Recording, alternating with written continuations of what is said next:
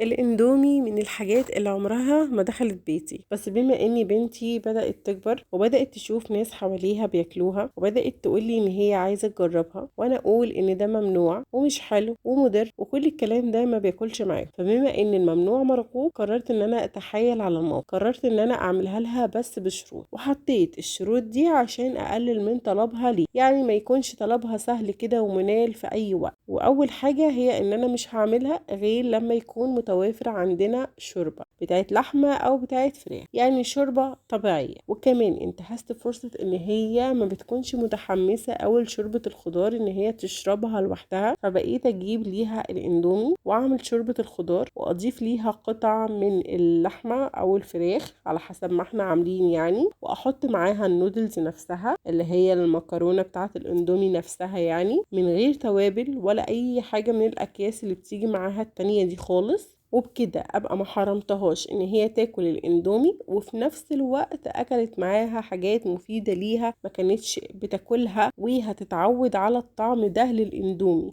بالخضار بالفراخ، الحاجات اللي هي الطبيعية مش بالمرقة والحاجات اللي هي بتيجي معاها دي. جربوا الفكرة دي مع ولادكم.